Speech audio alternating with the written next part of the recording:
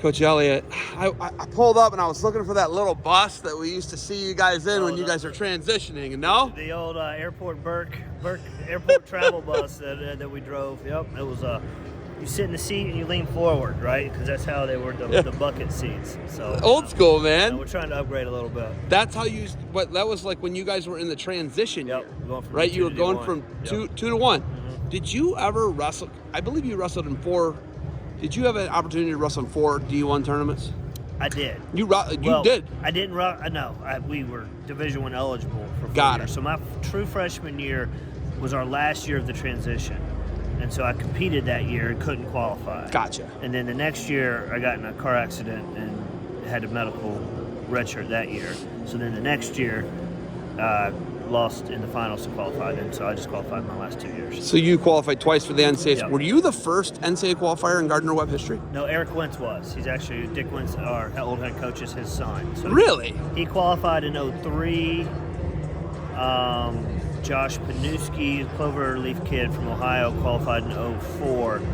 And then me, Josh, and Panuski and I both qualified in 05, and we had 4 guys qualified in 06. You're good with the Ohio guys. Yeah. Multiple Ohio guys have qualified for you, right? Yep. That's Yep. wild. So, yeah. How do you get them? How do you get Ohio guys down to North Carolina? Well, all right, let's go right now. It is, 30 degrees outside, and it's about 50 degrees in this gym right now. And it's, 65 at home, blue skies, and so that's what we hadn't snowed in 3 years where we're at. So, Are you serious? Yeah, it's nice.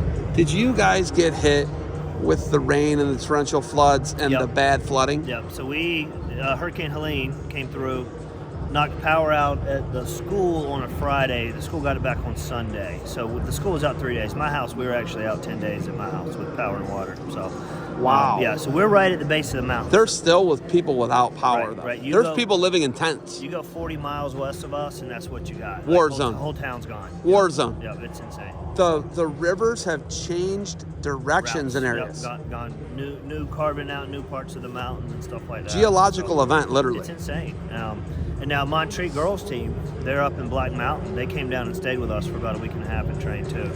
So that they could continue to wrestle. Yep, school was shut down, and so we found some beds for them, and they came down, and it was pretty cool for them. You guys get a sample of everybody today. You get all 3 teams. Yep. You and Kent State get everybody. Rutgers and Buffalo will not wrestle, so you're going to wrestle every round. What do you want the guys to get out of today, wrestling a Big Ten and 2 MAC teams? 2 MAC teams, right. So we want to see how these guys compete, a little bit of adversity with the temperature and stuff like this coming out. We've got some guys banged up. I think we have 6 freshmen or redshirt freshmen starting right now for us today. And so we got to toe the line and not care about who it is and go compete. And that's what we want to see from those guys. Our older guys, we expect them to do well, right? They've been in the program for years, so we expect them to freaking bring it, but just try to lift those younger guys up and see where we're at. Weird, big, gigantic field house with about 55, 60 degrees. It's going to be some adversity. It's going to be some burning lungs. Oh, yeah. How do you navigate the guys through this? We got in here at 8:40, got our pre-match in, get our weight down, but hey, really challenge our guys. We got to blow it out, get the burn going.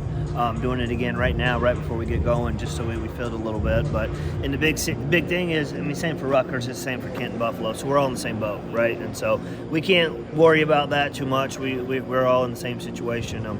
Just like when we wrestled out on the USS Yorktown in Charleston, the mats got slippery, right? And it was slippery for us, it was slippery for Army, it was slippery for everyone else. So, we're all in the same condition, so we got to work through it, and the tough guys are going to figure it out. Good matchups for your 41-pounder today. He's going to find some stuff out, and this is where you build your RPI, where you build your ranking, where you build your strength and schedule, all these things, right? Right. What is it? What does he got? He's got to go 3-0. Yeah, we got to run the gauntlet today. Todd's in mid-20s for his rankings, and the Rutgers kid, he's one ahead of him. And then you got Decatur for Kent State, who obviously has the pedigree and bounced around a little bit at Ohio State, but he's freaking good too. And so we got to go take care of business. Our type of program and level, like we can't have too many bad losses. So we got to go out there, and he's got 3 top 25 wins already this year. If we can knock off a couple more today, I think we'll be in a good spot moving forward. You have to be in the top 28 to bring a spot to your conference, right? With the ranking, you got to be ranking, RPI, or win percentage. And so top 28. Yep.